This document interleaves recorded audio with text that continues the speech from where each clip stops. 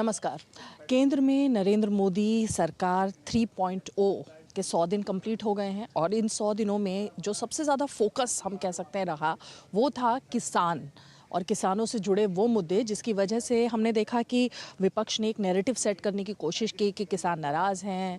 हरियाणा के चुनाव में और अब झारखंड में भी यही मुद्दा एक बनाने की कोशिश है। तो अब अगर हम देखें तो किसके हाथ में है किसानों की नाराज़गी को लेकर जो मुद्दा बनाया गया है उसको हल करने की चाबी?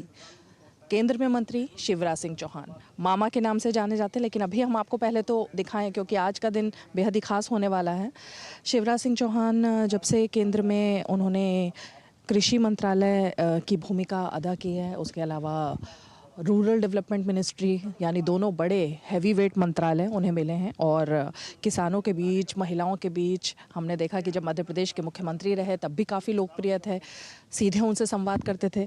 इस वक्त भी उन्होंने यहाँ पर किसानों के साथ संवाद हर मंगलवार को, मतलब बीच में कोई ना हो, सीधे किसानों से उनकी समस्याएं सुने, सीधा हल निकालें और अगर कोई नाराज़गी है, अगर कोई समस्या है या जो विपक्ष नैरेटिव सेट कर रहा है उसको हल करने की चाबी इसी तरीके से यहाँ चलाई जा रही है। तो आज हम ज़रा ये पूरा दिन देखेंगे शिवराज सिंह चौहान के साथ मिलकर बात करके कि आखिर मध्य प्रदेश से लेकर दिल्ली तक क्या बदलाव आया उनकी राजनीति में और किसानों को लेकर और कुछ और राजनीतिक मुद्दों को लेकर जो विपक्ष का एक नैरेटिव है उसमें सच्चाई क्या है और उसको हल करने के लिए क्या समाधान निकाला जा रहा है। तो आज का पूरा दिन भर हम रहेंगे शिवराज सिंह चौहान के साथ।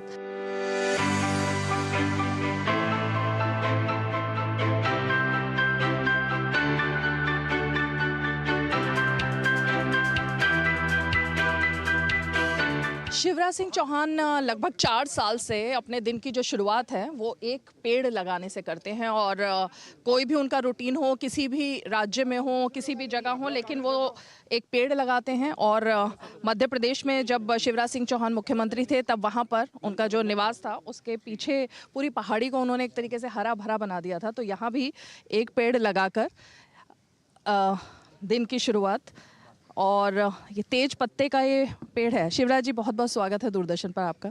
आज पूरा दिन हम आपके साथ रहने वाले हैं। हम देख रहे हैं पूरा 4 साल से लगातार एक पेड़ किसान भाइयों के साथ पेड़ लगा रहे हैं। पेड़ है तो ही जीवन है, क्योंकि इसी से ऑक्सीजन है।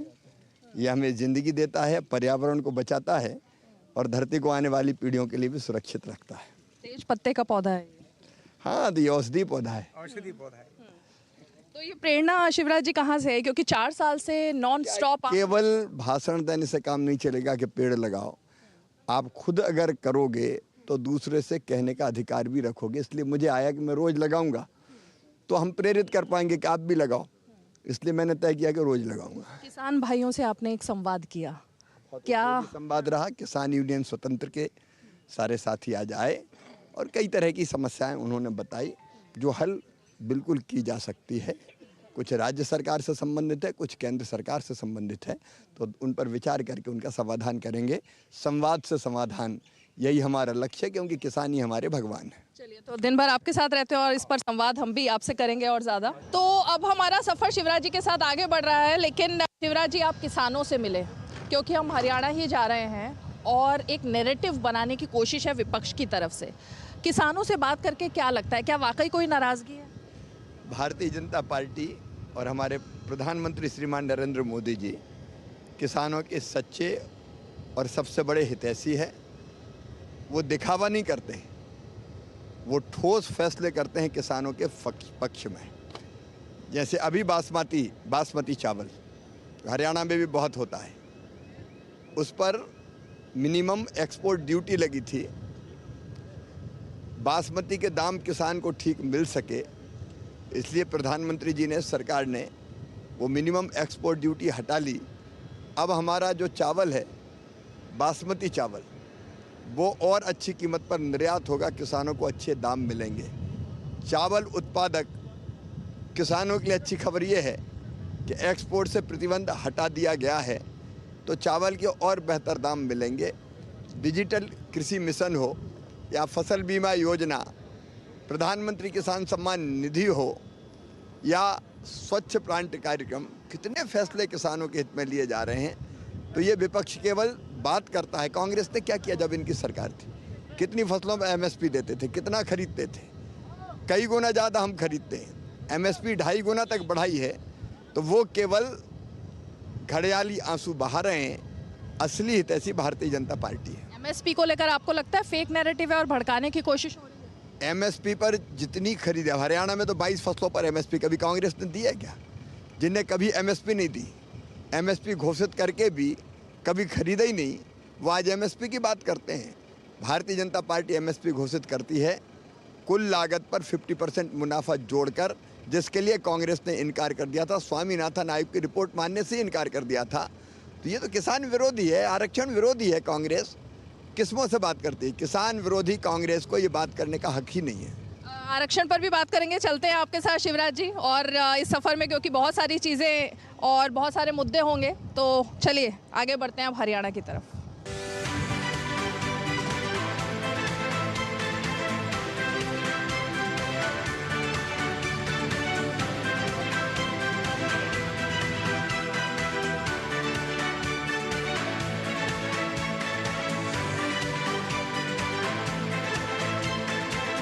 कुरुक्षेत्र के इस इलाके में हम हैं और यहाँ पर पहले किसानों को संबोधित किया शिवराज सिंह चौहान जी ने, और अब यहाँ पर रोड शो जनता के बीच में किया जा रहा है। शिवराज जी, अहम मुद्दा जो आपने यहाँ उठाया, आप किसान के बेटे हैं, किसानों की समस्या सुन रहे हैं, कितना इम्पोर्टेंट लग रहा है हरियाणा में ये मुद्दा इस बार?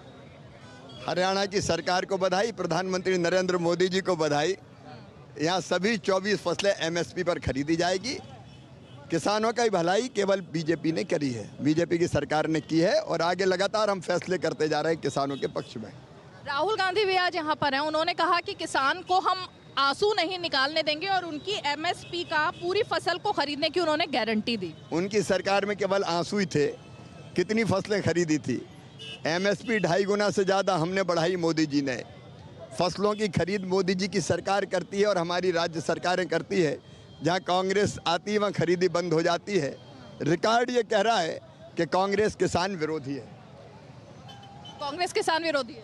जी हाँ। आपको लगता है? कांग्रेस किसान विरोधी राहुल, जिनको खेती के बारे में पता ही नहीं है। गेहूं की बाल ऐसे लगती कि ऐसे लगती है ही पता नहीं, वो क्या खेती की बात करें। लेकिन एमएसपी पता है उनको। अब केवल रटवा दिया लोगों ने, मैनेज करके खेतों में ले जाके खड़े करते हैं और उनसे किसानों से बात करवाते हैं। वो नाटक और ढोंग किसानों ने देखा है।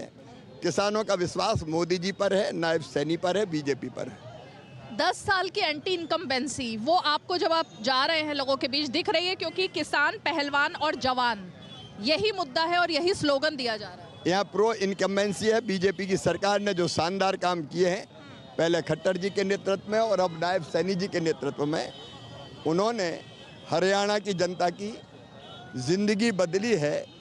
हरियाणा की तस्वीर और जनता की तकदीर बदली।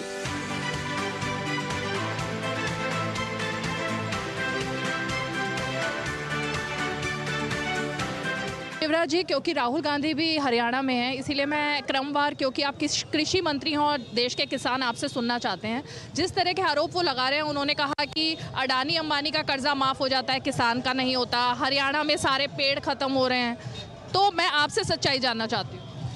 ये नरेंद्र मोदी जी की सरकार है जिन्हें 3,25,000 करोड़ रुपया किसानों के खाते में सीधे डाला है और 5 तारीख को फिर डालने वाली है। कभी कांग्रेस ने एक नया पैसा दिया क्या? केवल झूठ बोलना, भ्रम फैलाना।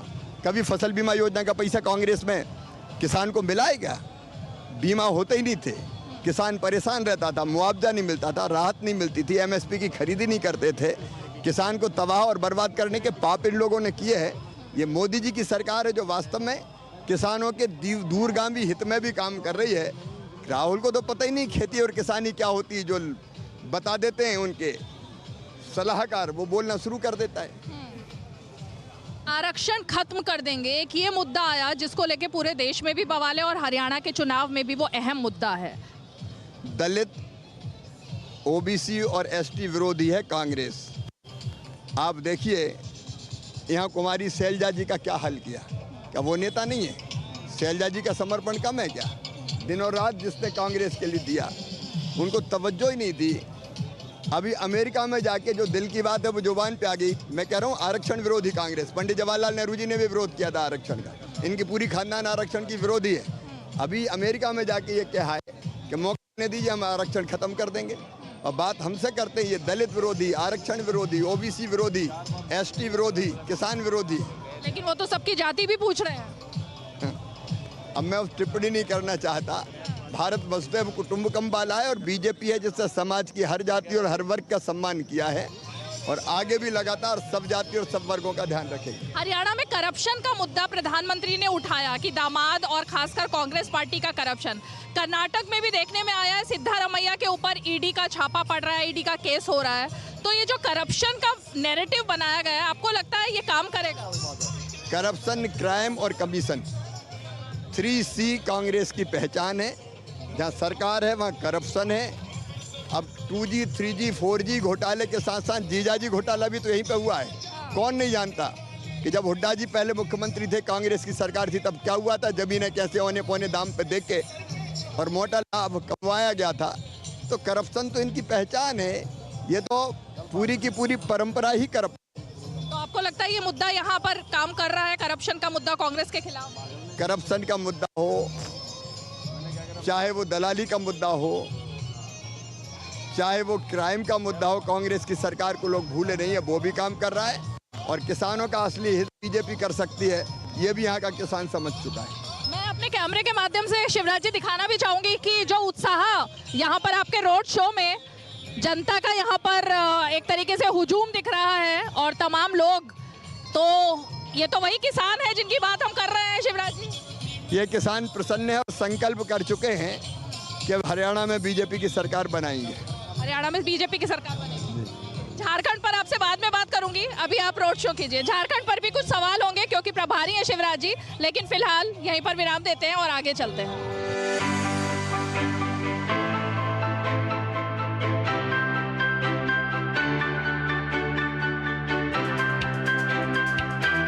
शिवराज सिंह चौहान का यही अंदाज है जो उन्हें सबसे ज़्यादा लोकप्रिय बनाता है। इस वक्त हम अब पहुंच गए हैं बहादुरगढ़ में। पहले हमने कुरुक्षेत्र में सभा देखी और उसके बाद यहाँ पहुंच गए हैं। यहाँ जनता के बीच और लोगों के बीच करप्शन का एक मुख्य मुद्दा है जो कि शिवराज सिंह चौहान यहाँ पर उठा रहे हैं। इससे पहले प्रधानमंत्री नरेंद्र मोदी ने ये स्लोगन दिया था और यहाँ पर जय श्री राम के नारे भी लग रहे हैं, आरक्षण की बात भी हो रही है और साथ ही मामा लाडली बहनों के लिए भी अपने पिटारे से बहुत सारी चीजें लेकर आ रहे हैं और किसानों के लिए भी बात हो रही है। लेकिन अहम मुद्दा यही है कि हरियाणा की जो चुनावी लड़ाई है इस बार दिलचस्प हो गई है, क्योंकि पहले ये माना जा रहा था कि कांग्रेस पार्टी बहुत ज्यादा मार्जिन से आगे चल रही है, लेकिन अब लगातार जो अंदरूनी गुटबाजी है कांग्रेस की वो सामने आने के बाद शैलजा वर्सेस हुड्डा ये स्लोगन बीजेपी की हर रैली में दिखाई दे रहा है। शिवराज सिंह चौहान ने भी इसका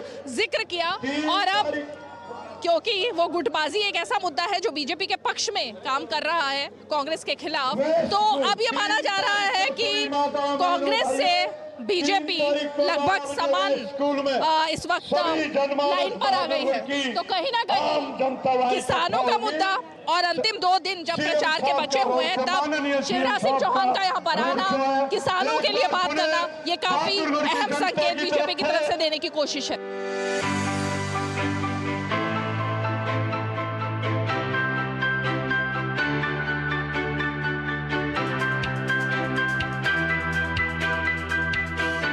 शिवराज जी, हम अब बहादुरगढ़ में हैं और आपने कई सारे स्लोगन दिए, हम देख रहे थे जनता का बड़ा प्यार भी मिल रहा था। 3C 3D ये स्लोगन आपने दिया एक तो। नहीं, ये स्लोगन नहीं, ये सच है। कांग्रेस की जब जब सरकार रही है, करप्शन, यहाँ सरकारी नौकरियां बेचते थे कांग्रेस के मुख्यमंत्री और कांग्रेस के नेता। क्राइम बढ़ता है और बिना कमीशन मतलब लिए दिए कोई काम होता नहीं है। तो 3C का मतलब यही है, करप्शन, क्राइम और कमीशन, जिसको भारतीय जनता पार्टी की हरियाणा सरकार ने ख़त्म कर दिया और मोदी जी के नेतृत्व में देश भर में जहाँ जहाँ केंद्र सरकार के जो काम है वहाँ ख़त्म किया है। और 3D का जहाँ तक सवाल है, डीलर के माध्यम से यहाँ सरकार चलती थी कांग्रेस की, दलाल के माध्यम से चलती थी। और दामाद का किस्सा पूरी दुनिया जानती है। तो इसलिए ये 3C 3D जब कांग्रेस आती है तो उसकी सरकार होती है। शैलजा और हुड्डा, ये तो सबको पता था, लेकिन क्या आपको लगता है कि हुड्डा जी के परिवार में भी कुछ आपस में खींचतानी चल रही है? आपने ऐसा भी जिक्र किया। नहीं, वो तो साफ है। पिता भी अलग कहते हैं कि मैं CM, पुत्र अलग कहते हैं कि मैं भी दावेदार। तो घर में ही गड़बड़ लग रही है मुझे। बाकी कांग्रेस तो गड़बड़ है ही। संविधान खतरे में है क्या? संविधान को खतरा था कांग्रेस से। इंदिरा जी ने इमरजेंसी लगा के संविधान को तार तार करने का पाप किया था। जब भी खतरा पैदा हुआ कांग्रेस से पैदा हुआ। मोदी जी के नेतृत्व में भारतीय जनता पार्टी के राज में संविधान सर्वथा सुरक्षित है। ये सवाल मैंने इसलिए पूछा क्योंकि आज जब आप यहाँ पर हैं तो राहुल गांधी भी यहाँ रैलियाँ कर रहे थे और उन्होंने हर रैली में संविधान की कॉपी फिर आज हाथ में रखी और उन्होंने कहा जैसे ही हमारी सरकार बनेगी तो संघ और बीजेपी मिलकर जिस तरह संविधान को खत्म कर रहे हैं, ये जो उन्होंने विदेश में भी कहा था वही उन्होंने यहाँ भी कहा। उनसे बड़ा झूठा आज तक इस धरती पर पैदा नहीं हुआ। कुछ भी बोलते हैं वो, सारे भारतवासी गवाह हैं। वो अमेरिका में बोले आए कि सिख भाई बहन कृपाण नहीं रख सकते, पगड़ी नहीं पहन सकते, मत्था नहीं टेक सकते गुरुद्वारे में जाके। ये दृश्य कहीं है क्या? इतना झूठ। अच्छा, शर्म भी नहीं है, लज्जा भी नहीं है।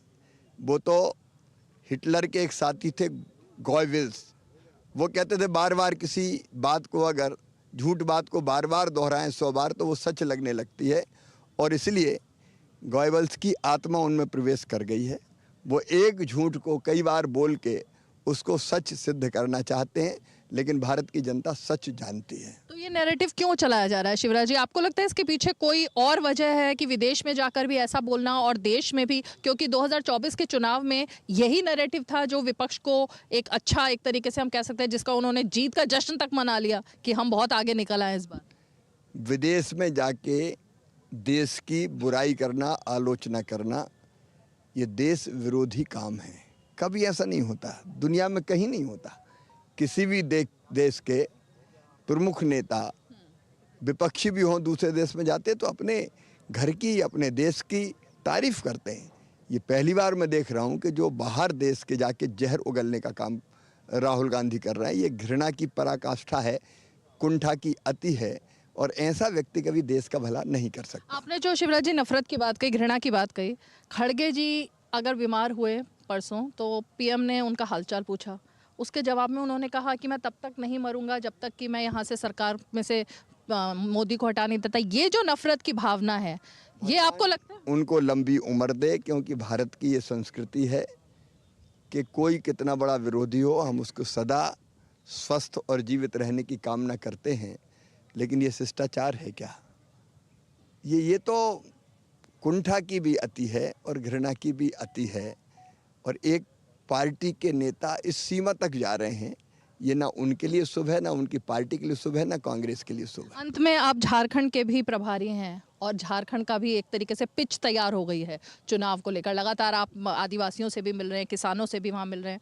आपने लाडली बहना के लिए वहाँ भी एक योजना की बात कर दी है, तो आपको लगता है झारखंड में अब पूरी तरह से बीजेपी तैयार है? झारखंड पूरी तरह से तैयार है। गोगो दीदी योजना बनाएंगे जिसमें बहनों के खाते में पैसा डालेंगे। जैसे हरियाणा में 2100 रुपया हर महीना डालने का फैसला किया गया है भारतीय जनता पार्टी के संकल्प पत्र में। हरियाणा भी भारतीय जनता पार्टी के साथ, हरियाणा के साथ अब झारखंड भी भारतीय जनता पार्टी के साथ खड़ा है। हेमंत सोरेन के साथ कुछ सिंपैथी लग रही है या लग रहा है कि बीजेपी के साथ चंपा? जैसा बोया वैसा काटा, जनता सच जानती है। बहुत बहुत शुक्रिया। तो शिवराज सिंह चौहान जी, जिनके साथ आज हमने पूरा दिन बिताया और देखा कि किस तरह से पहले उन्होंने किसानों के साथ पंचायत की, उनके साथ संवाद स्थापित किया बतौर केंद्रीय मंत्री, कृषि मंत्री होने के नाते, और उसके बाद एक के बाद एक उन्होंने पूरा रोड शो किया, चुनावी सभाएं की। तो शिवराज सिंह चौहान के साथ केंद्र में मंत्री बनने के बाद किसी भी चैनल को ये पहली बार उन्होंने एक एक्सक्लूसिव, सुपर एक्सक्लूसिव इंटरव्यू दिया है डीडी न्यूज़ को। उसके लिए इन्होंने चुना, लेकिन सवाल ये है कि अब किसानों के साथ संवाद, हमने देखा कि कैसे सबसे पहले पंचायत से शुरुआत की शिवराज सिंह चौहान ने, उसके बाद उन्होंने बहादुरगढ़ और कुरुक्षेत्र में किसानों के साथ फिर से संवाद स्थापित किया, क्योंकि हरियाणा के चुनाव में इस वक्त जो सबसे ज़्यादा धारदार चुनावी मुद्दा कांग्रेस ने बीजेपी के खिलाफ बनाया वो है किसानों का मुद्दा। और उस बीच में कंगना रनौत का भी बयान आया, उसके बाद किसानों ने अपनी तरफ से कई तरह से पंचायत के बयान दे दिए। तो अब इस मुद्दे को लेकर, क्योंकि अब अंत आ गया है इस चुनाव में, अब वोटिंग से पहले अब सिर्फ आज का ही प्रचार का दिन बाकी है, तो किसानों के साथ सीधा संवाद, उनकी समस्याएं सुनना और उसको निदान करने की दिशा में कैसे सरकार बढ़ रही है, ये काम किया कृषि मंत्री के तौर पर शिवराज सिंह चौहान ने। तो हमारी खास बातचीत अब यहीं खत्म होती है। कैमरा पर्सन राकेश कुमार के साथ रीमा पराशर, बहादुरगढ़, डीडी न्यूज़ के लिए।